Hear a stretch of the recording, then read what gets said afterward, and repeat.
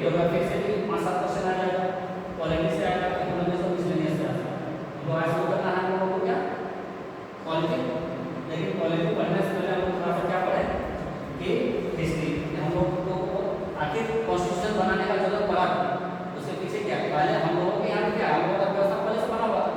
अगर हम लोग सिर्फ झारखंड का ही बात करें तो झारखंड का अपना व्यवस्था बना हुआ था कि चलाने के लिए समाज क्या क्या व्यवस्था था, मुंडा शासन व्यवस्था था, है ना।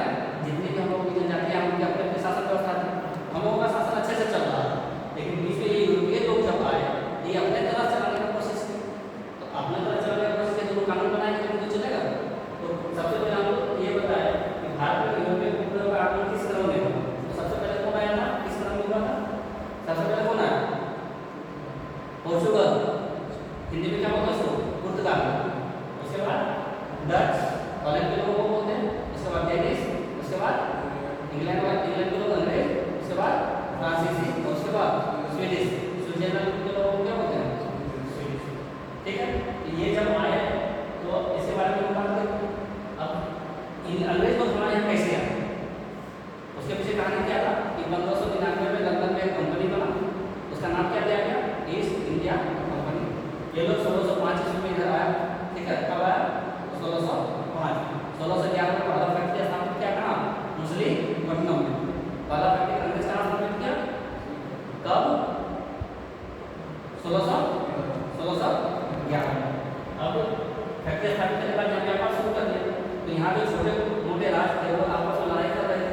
इस चीज़ का फायदा कौन उठाया, ईस्ट इंडिया कंपनी वालों, और आपस में और फुटबॉल और राजनीतिक का कॉन्सेप्ट लेके चला, और कई जगह कई छोटे छोटे जो थे।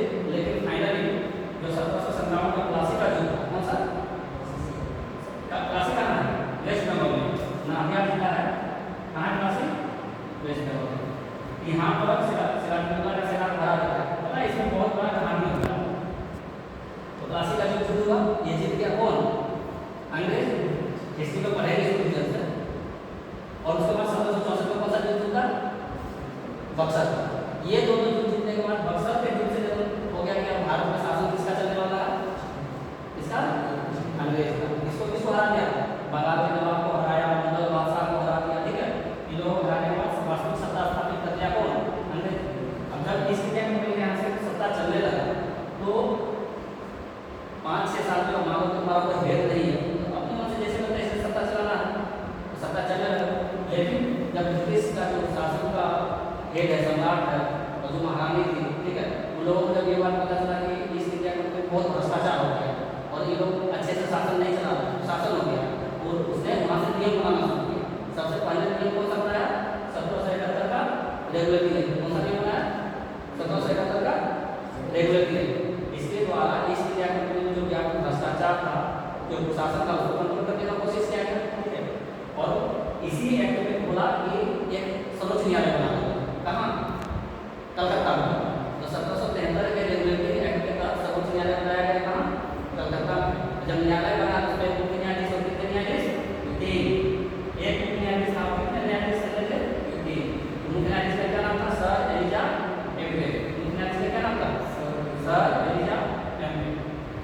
अब इसी एक्ट में और क्या लिखा है, तो पढ़ो, 1773 रेगुलेटरी एक्ट में और क्या पॉइंट लिखा है, 1773 रेगुलेटरी एक्ट में और क्या पॉइंट लिखा है।